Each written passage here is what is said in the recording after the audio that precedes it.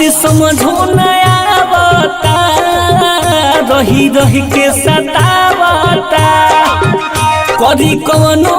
पैया हो चोरी चोरी मुआवता बात समझो नया बता रही रही के सतावता करी कवनो पैया हो चोरी चोरी मुआवता केतनो मनाई नहीं मानते बाटे बड़ी भइल बा बेवारा हो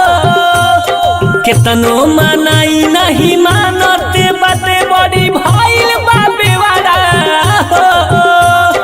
देवे लकिने उठा लाली भातर पूरा चट जाता देवारा हो आधे देवे लकिने उठा लाली भातर पूरा चट जाता देवारा हो पूरा चट जाता RDS रिकॉर्डिंग स्टूडियो सरिसुआ बाजार चट जाता देवारा हो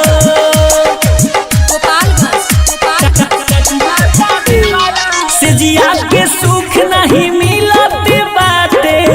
रहिले हमहू पासे उपासे रहिले हमहू पासे नैहर के रहनी हम सती सावित्री लागे जत मोरा नासे हो नासे लागे जत मोरा नासे लागे जत मोरा नासे सेजिया के सुख नहीं मिलते बाटे रहिले हमहू पासे उपासे रहिले हमहू पासे नैहर के रहनी हम सती सावित्री लागे जत मोरा नासे हो नासे लागे जत मोरा नासे सैया के हमारा कुछो ना बुझे कहे छिला तू घेवारा सैया के हमारा कुछो ना बुझे कहे छिला तू घेवारा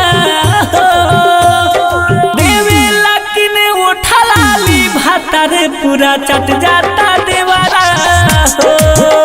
आधे देवे लकिने उठा लाली भातर पूरा चट जाता देवारा हो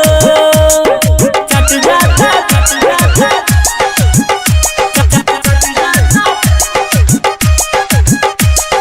चट जाता देवारा हो चट जाता मन कबे भाग जाई हम नई हरावा लेके आपन जवानी जवानी लेके आपन जवानी